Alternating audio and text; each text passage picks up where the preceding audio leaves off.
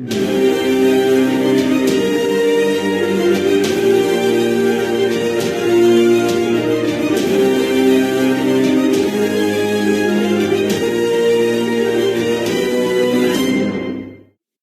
once again, welcome to Living in the 21st Century. Joining me this morning is Consul General Mackie Holder from Barbados to New York. And he's here to discuss some business that will be going on this weekend in Boston and what plans we have for Barbados in the future. Sir, it's a pleasure to have you on the show today. Thanks. It's a pleasure to be here, as always. Thank you. So, Mr. Holder, we know that there is a meeting coming here to Boston, I think it's on the 2nd of November, which engages in Barbadians here investing back into Barbados. Could you elaborate a little bit on that? Well, it's not only for Barbadians. Okay. For countries like Barbados to progress, we need to have investments beyond our diaspora. As you know, we're a very small nation. That's correct. So the business session in Boston, which is, as you said, on Saturday, next Saturday, at Freedom House in Dorchester, at 11 o'clock, is really a session to post-COVID, hopefully post-COVID, I should say. Right. As we're emerging from COVID, is how I should properly put it. Yes. To reacquaint persons, Barbadians, friends of Barbados, young business people looking for opportunities, and hopefully we can tag someone with millions. But to just reacquaint them as to what the situation is in Barbados now, economically and otherwise, the environment for investments. And we will also be focusing on tourism. We'll be bringing up our head of our BTMI, Barbados Tourism Marketing Inc. Mm-hmm. So tourism, as you know, is our main economic driver. So we'll be discussing that as well as investments. Absolutely. And all are welcome to come. Exactly. One of the things I love about Barbados, and considering there's no large industry, we are not a big commercialized industrial nation. We solely depend on tourism, probably a little bit of sugar that we grow, maybe cotton, so forth. For so many years, we were able to maintain a very stable economy, a good dollar value, and we were at one point considered the #1 developing nation in the world. And I think that is still true. Exactly.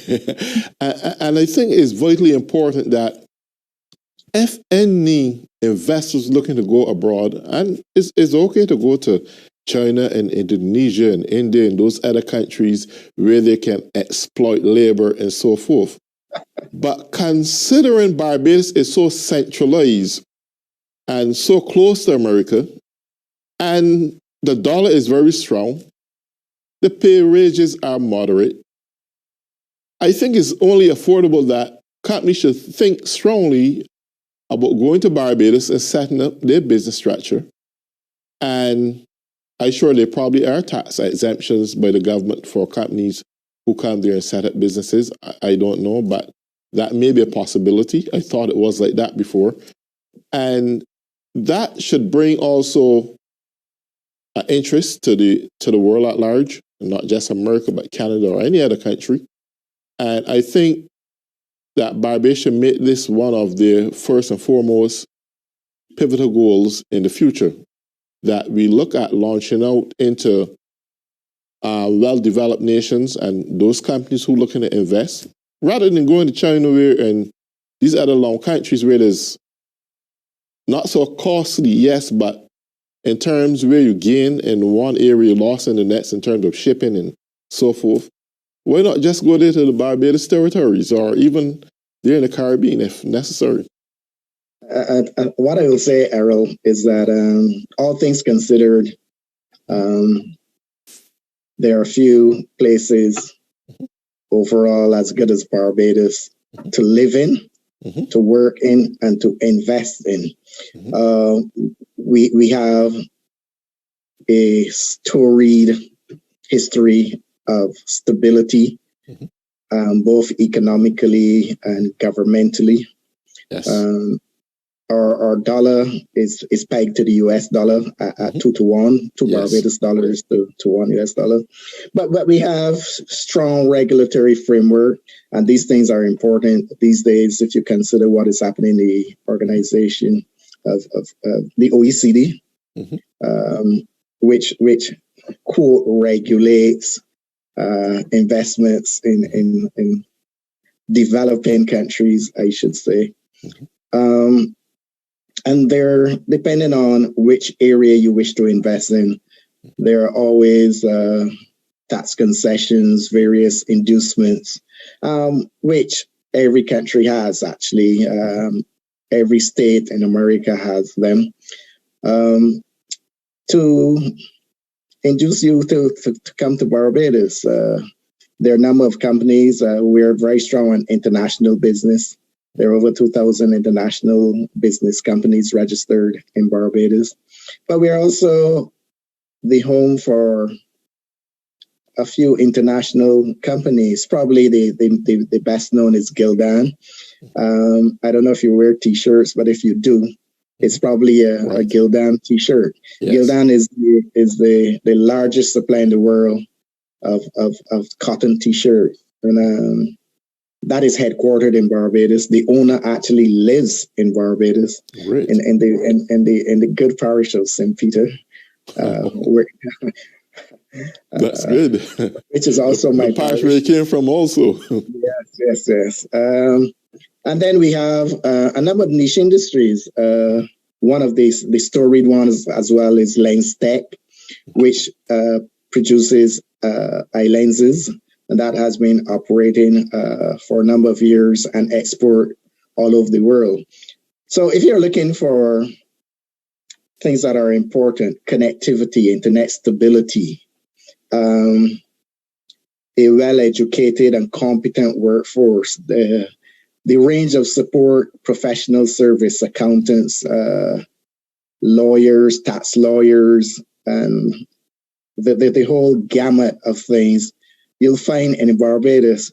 And of course, there is no better place climatically, socially to be than in Barbados. So we have been getting a lot of interest still, even during the pandemic. Of course, the pandemic would have stopped, everything. So we're hoping to, as I say, kickstart, renew the interest. There are a range of tourism products that are there to invest in. We're looking to transform Barbados for the next 50 years, for the next generation.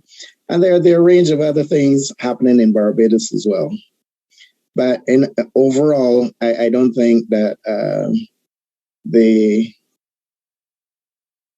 whole basket of what you can get from investing in Barbados is certainly in the region not matched at all.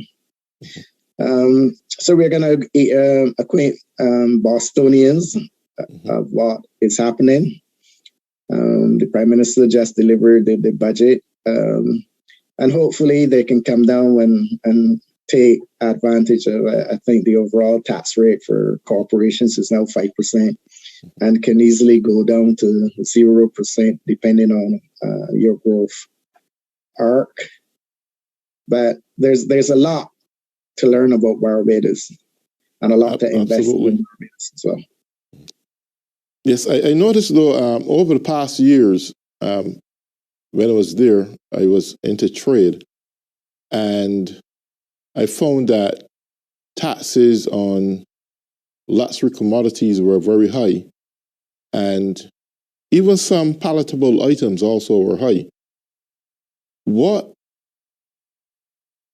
framework is put in place to reduce taxes on some imported goods into the country? Because I think from experience, that had stagnated a lot of young people with entrepreneurial skills who want to import items into the country and was faced with taxes. And I think if a foreign investor want to do likewise and bring commodities to the country and faced with high taxes, and I understand the reason for high taxes because there has to be a way of keeping revenue into the country. And if it comes through taxes, well, then that's the way it has to go. But is there, I mean, this was many years ago. This is more than 2 decades ago. I should interrupt you there, Errol, and say that you're speaking of a long time ago. Right.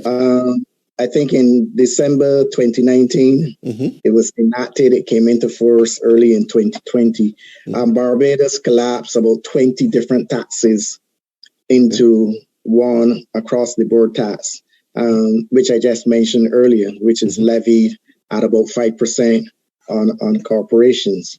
So there has been a lot of flattening of the number of taxes.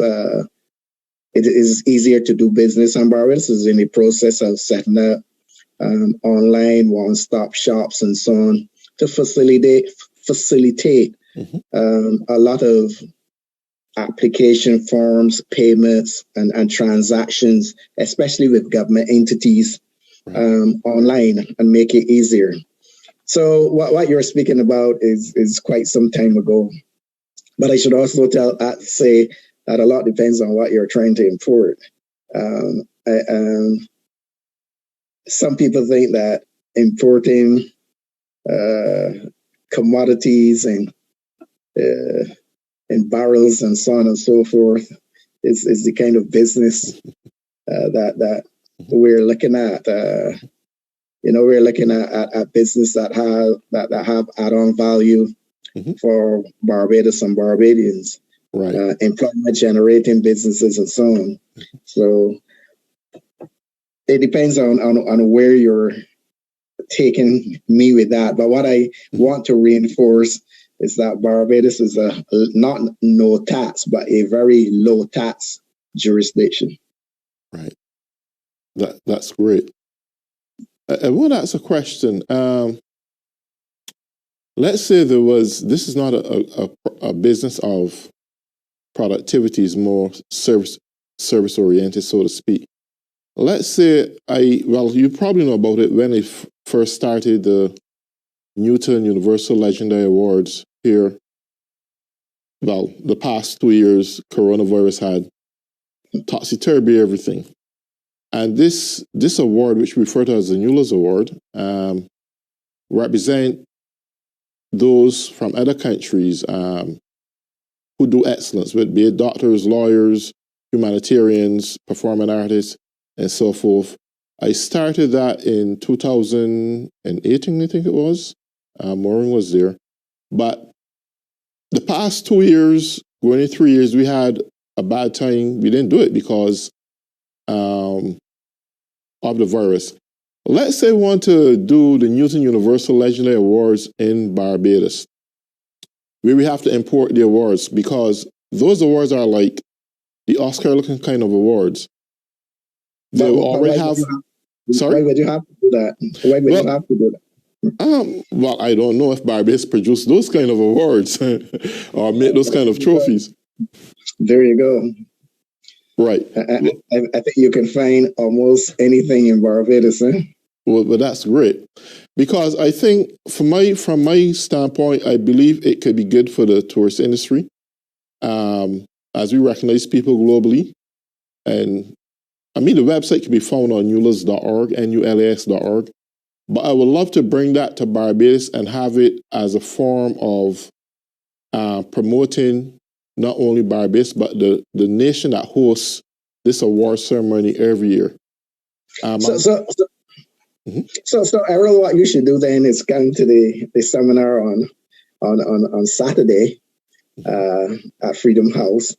and have a one-on-one with our tourism people. But for something like that, I'll put you in touch with our National Cultural Foundation. Yes. Also, and there are some other entities, probably Invest Barbados as well. Invest Barbados tends to focus on very high-end investments, but they're also there to help, and also our business ministry.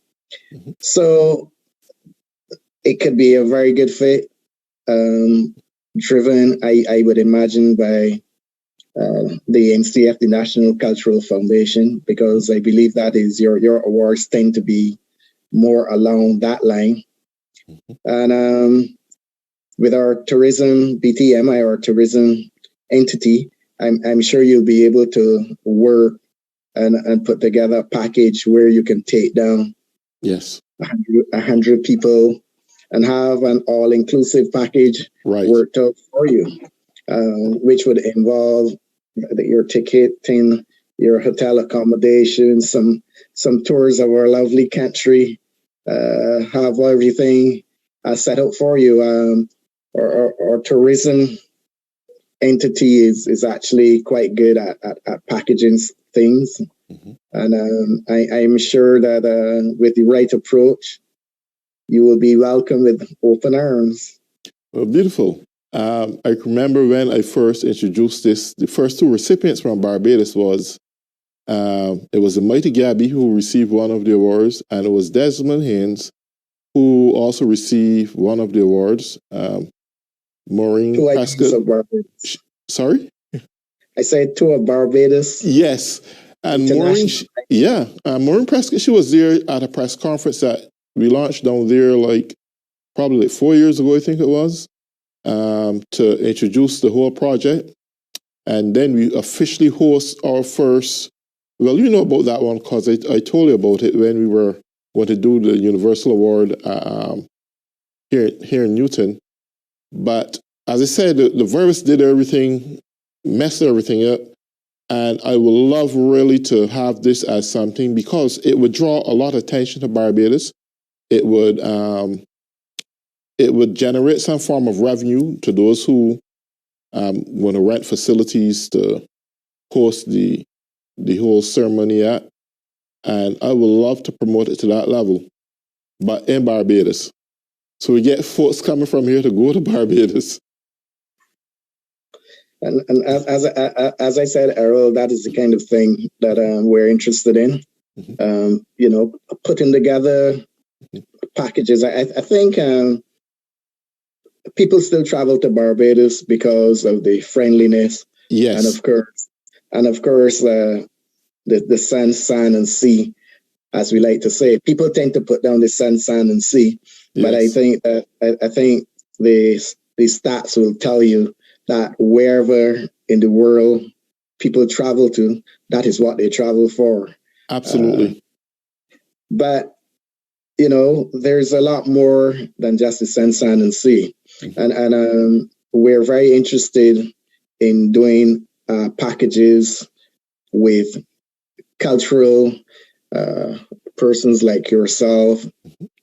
We are interested in doing people who are interested in heritage tourism, as we call it. You would know that Barbados has very strong connections with the USA, even in Boston and Connecticut. Yes. And for those who are interested in those things, of course, there's a big Barbadian footprint in South Carolina and parts of North Carolina. So, and sports, whatever it is, you will find that we will find a way to make it happen. Yes. So, one of the things I love too, considering we live in a world of crime, and I was doing a little research recently, and Barbados is still considered a very safe place to come to enjoy your visits and your stays, because we don't get crime targeting tourists, so to speak. And I was amazed at that because there are other countries like Belize, that a country that once used to be very low in crime is now at the epitome of crime. And when I saw that, I was like shocked that we were considered one of the safest destinations when it comes to crime to go to. So if you want to address that and encouraging people, well, look, Barbados is the place, not only in terms of visits and for tourism, but for business, you name it, you can have it. Their cultural experience, it's all there. Some of the most friendliest people you can ever want is a Barbadian. We see it every day in the stores, wherever you go, you can explain on it. All of that is true. And that is why I said earlier, you cannot beat the combination of things that you can experience in Barbados. We're quite cosmopolitan as well. So if you want to do high-end shopping, you can do that in Barbados. If you want to interact with Barbadians and enjoy some outdoor cooking and a roast breadfruit and so on, we can do that as well. But you know, we just had this week more than 10,000 cricket lovers from Britain and Barbados, and you can go online and read the reviews. Right. What people speak to again is the friendliness, the way that they're embraced, and so on. At the end of the day, nothing beats that. Nothing beats a warm welcome. Nothing beats, the friendships and so on that develop through travel and so on. But we're ready with to get involved in the range of things, whether it's a wedding, whether you're Jewish and you want to have your bat mitzvah down there. We have absolutely one of the oldest synagogues. I've heard one of the oldest Jewish synagogues in Barbados. So whatever your interest is you find something in Barbados is there for you to do. Absolutely. And one of the things too we want to look at is education. There's one of the best places you can acquire education. As a matter of fact, at one point, we were considered 100% literate. Our level of literacy was that high. And I think with the University of West Indies and the Barbados Community College, if you want a solid foundation that you can launch and go anywhere in the world with when it comes to education, I think that Barbados is the foundation to start at. So if you're in some other country and you want to get away from the freezing cold and want to do your education, basic education, or just a bachelor's or whatever the case may be, I think Barbados is the place to go. It is. Before I get to the education point, let me just say that one of the exciting things that happened during COVID in that dismal period was what is known as the Barbados Welcome Stamp, which was launched by our Prime Minister and which, what the young people say, broke the internet. And what that did is that it allowed interesting persons, to go to Barbados during COVID. Barbados had very, very low numbers. Go to Barbados during COVID and work there initially for a year. But while they also worked there, they took their kids and so on. So all of that was part of the deal. All of that to say that there's the business component, there's the family component, there's the education component. Education means everything to Barbados, as you know. Right. Our only resource is our people, and education is the foundation of our progress. And one of the things that we're very interested, one of the reasons why we're interested in building stronger ties, they're quite strong now, but stronger ties with Boston and Massachusetts in general, is because Massachusetts is also known as the outstanding state for education in the USA. We are very interested in forming alliances with education institutions at any level, and we're interested in the biomedical field, the biomedical sciences, which is a huge thing in Massachusetts. And I should point out that one of the famous scholars at the famous MIT is Barbadian Professor Cardinal Ward, an electrical engineer who is big on robotics and has patents and that sort of thing. So that is also one of the reasons we're coming to Boston. Hopefully we will have some discussions along those lines. I don't want to preempt the process, but maybe after we finish with Boston for the weekend, we can come back and chat about what actually happened. But we have a few very exciting meetings set up to discuss at fairly high levels to discuss a few things. But we are very interested in any forging any education ties. I should also say, though, that for investment purposes, education is a big thing to invest in.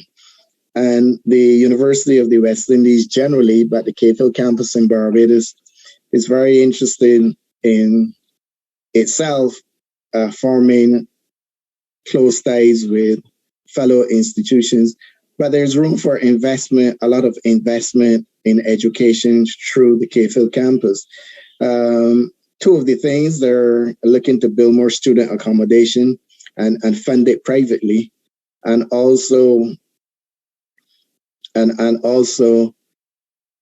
a bigger project is the construction of a teaching hospital at a previous hospital that was operated by the Catholic Church in St. Peter. So those are just two of the opportunities. And overall, the university is now becoming more of a global player. It is one of the top 500 universities in the world. Right. And also looking to attract students. Barbados already has a number of what are considered medical schools, Ross Medical, and I believe two others that accommodate large numbers of students from all over the world. Beautiful. And the University of the West Indies is expected to get into that space in a big way in the ensuing years coming. Right. Well, excellent. Well, that brings us to the end of our program. Consul General Makihola, it's a pleasure having you on. I hope we can do an update sometime in the future and Hopefully keep everyone abreast of as what's going on, because it don't only show here, it shows on CBC. Look forward to speak to you in the near future again. And for all those who have been tuning in or living in the 21st century. Thank you. Thank you, everyone.